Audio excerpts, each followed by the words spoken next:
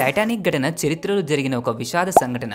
దీని గురించి చరిత్ర ఎప్పటికీ మర్చిపోదు. టైటానిక్ షిప్ ఎలా మునిగింది అంటే అందరూ చెప్పేది పెద్ద ఐస్బర్గ్ను ఢీకొని టైటానిక్ మునిగింది అని చెప్తారు. సిబ్బంది అంతా కలుపుకొని 2240 మంది ప్రయాణించిన ఈ షిప్లో 1500 ప్రజలు ఈ ఘటనలో చనిపోయారు. అంటే చాలా ఎక్కువ సంఖ్యలో చనిపోయారు. మరి ఇంతమంది చనిపోవడానికి అసలు కారణాలేంటి, వీళ్ళు చేసిన మిస్టేక్స్ ఏంటి, ఆ రోజు రాత్రి ఏం జరిగింది, షిప్ ఎలా మునిగిపోయిందో తెలుసుకుందాం. ఇంగ్లాండ్లోని సౌతాంప్టన్ నుండి న్యూయార్క్ సిటీకి ఈ టైటానిక్ షిప్ బయలుదేరింది. ఈ మార్గం అంతా నార్త్ అట్లాంటిక్ ఓషియన్లోనే ఉంది. టైటానిక్ షిప్ మునిగిపోవడానికి వీళ్ళు కొన్ని మిస్టేక్స్ కూడా చేశారు. వీళ్ళు తీసుకున్న తప్పుడు నిర్ణయాల వల్ల 1500 ప్రాణాలు పోయాయి. ఒక పెద్ద షిప్లో బయలుదేరుతున్నాము అంటే దానికి తగ్గట్టుగా లైఫ్ బోట్స్ తప్పనిసరిగా ఉండాలి. షిప్లో 48 బోట్స్ వరకు తీసుకెళ్లొచ్చు. ఈ 48 బోట్స్ కనుక టైటానిక్ షిప్లో ఉంటే 3800 మందిని బోట్స్ ద్వారా తీసుకెళ్లి కాపాడవచ్చు. నిజానికి టైటానిక్ షిప్లో 2240 ప్యాసింజర్స్ మాత్రమే ఉన్నారు. కానీ టైటానిక్లో 20 లైఫ్ బోట్స్ మాత్రమే తీసుకెళ్లారు. ఇది వీళ్ళు చేసిన మొదటి తప్పు. షిప్లో 40 బోట్స్ పెట్టినా వీళ్ళందరూ బతికేవారు. కానీ షిప్లో కేవలం 20 మాత్రమే ఉంచారు. వైట్ స్టార్ లైన్ అనే కంపెనీ వాళ్ళు చెప్పిన దాని ప్రకారం లైఫ్ బోట్స్ డేక్ భాగంలో ఎక్కువగా ఉంటే స్పేస్ సరిపోదు, ప్రయాణికులు ఇన్సెక్యూర్గా ఫీల్ అవుతారని చెప్పారు. అయితే ఈ 20 లైఫ్ బోట్స్లో కూడా 1178 మంది ప్రయాణం చేయవచ్చు. ఒక్క బోట్లో 65 మెంబర్స్ వరకు ప్రయాణం చేయవచ్చు. కానీ అక్కడ ఏం జరిగిందో తెలియదు. కానీ ఒక్క బోట్లో 28 మెంబర్స్ మాత్రమే ప్రయాణం చేశారు. అలా ప్రతి బోట్లో కెపాసిటీ కన్నా తక్కువ మంది ప్రయాణం చేయడం వలన ఎక్కువ సంఖ్యలో ప్రాణాలు కోల్పోయారు. ఐస్బర్గ్ని టైటానిక్ షిప్ ఢీకొట్టే 2 గంటల ముందు ఆ దారిలో ప్రయాణించిన వాళ్ళు టైటానిక్ని ముందుగానే వార్నింగ్ ఇచ్చారు. టైటానిక్లో ఉండే ఆఫీసర్స్ అస్సలు పట్టించుకోలేదు. షిప్లో ఉండే రేడియో ఆపరేటర్స్ అయితే వార్నింగ్స్ని అసలే పట్టించుకోలేదు. అదే సమయంలో ఎస్ఎస్ కాలిఫోర్నియా అనే షిప్ టైటానిక్ని దగ్గరలోనే ఉంది. ఆ షిప్ వారు నాన్ స్టాప్గా డిస్ట్రెస్ సిగ్నల్స్ని పంపుతూనే ఉన్నారు, ప్రమాదం గురించి హెచ్చరిస్తూనే ఉన్నారు. టైటానిక్ కమ్యూనికేషన్ని డిస్టర్బ్ చేయడానికే వాళ్ళు అలా చేస్తున్నారని రేడియో ఆఫీసర్స్ అనుకున్నారు. పైగా వారికి షటప్ అని ఒక రిప్లై కూడా ఇచ్చారు.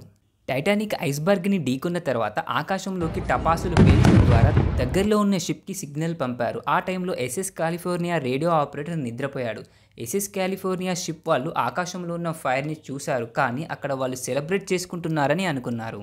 కాలిఫోర్నియా షిప్ ఆఫీసర్స్ రిసీవ్ చేసుకున్నారు. ఆ తర్వాత టైటానిక్ షిప్ దగ్గరికి చేరుకున్నారు. కానీ అప్పటికే షిప్ మునిగిపోయి ప్రయాణికులు చనిపోయి బాడీలు తేలుతూ కనిపించాయి. ఒకవేళ ఈ షిప్ వాళ్ళు కనుక ముందే అలర్ట్ అయి ఉంటే దాదాపుగా ప్రయాణికులందరినీ కాపాడేవారు. ఇక మరొక మిస్టేక్, ఈ షిప్ ప్రయాణం మొత్తం హై స్పీడ్లోనే సాగింది. వీళ్ళు వెళ్లే మార్గంలో ఐస్బర్గ్స్ ఎక్కువగా ఉంటాయని తెలిసినా కూడా స్పీడ్గానే వెళ్లారు.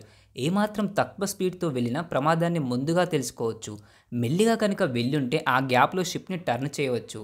రాత్రి సమయంలో అలలు కూడా లేకపోవడం, ప్రశాంతంగా ఉండడం వలన ఐస్బర్గ్ని గుర్తించలేకపోయారు.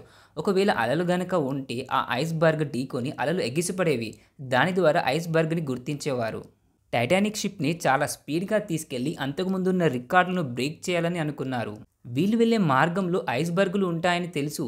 కానీ రాత్రి టైంలో కూడా అదే స్పీడ్ని మెయింటైన్ చేశారు. అందుకని ఐస్బర్గ్ని చాలా లేట్గా గుర్తించారు. ఆలస్యంగా గుర్తించడంతో తొందరగా టర్న్ చేయడం వీళ్ళ వల్ల కాలేదు. ఇక ఎక్కువ మంది ప్రాణాలు కోల్పోవడానికి మరొక కారణం, టైటానిక్ మునిగే సమయంలో ఎవరైతే ఎక్కువ డబ్బులు పెట్టి అంటే ఫస్ట్ క్లాస్ టికెట్స్ కొన్నారో వారిని లైఫ్ బోట్స్లో ముందుగా ఎక్కించారు. వాళ్ళ తర్వాతే తక్కువ డబ్బుతో టికెట్ కొన్న వారిని పంపించారు. ఇలా చేయడం వలన కూడా చాలా వరకు టైం వేస్ట్ అయింది. లైఫ్ బోట్స్లో సరిపడేంత ప్యాసింజర్స్ ఎక్కకపోవడం కూడా ఎక్కువ ప్రజలు ప్రాణాలు కోల్పోవడానికి మరొక రీజన్. షిప్లో బైనాక్యులర్స్ కూడా లేదు. దూరంగా ఉన్న వాటిని చూడాలంటే బైనాక్యులర్స్ అవసరం. అయితే ఈ షిప్లో కూడా ఉంది. బైనాక్యులర్స్ లాకర్లో ఉంది.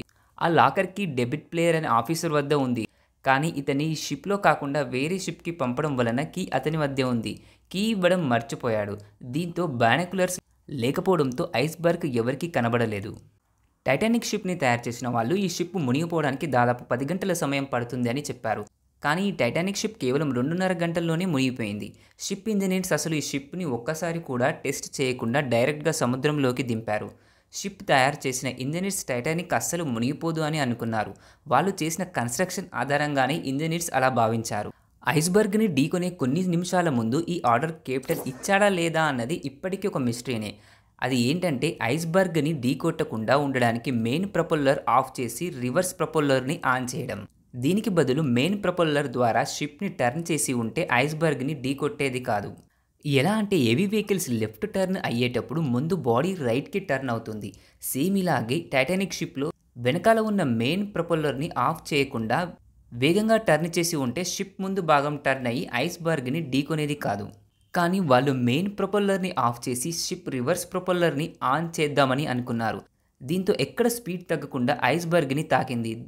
ఐస్‌బర్గ్‌ని ఢీకొన్న 2:30 గంటల తర్వాత టైటానిక్ షిప్ సముద్రంలో మునిగిపోయింది. ఇలా వీళ్ళు చేసిన చిన్న చిన్న మిస్టేక్స్ వలన ఎంతోమంది ప్రాణాలు పోవడానికి కారణమయ్యాయి.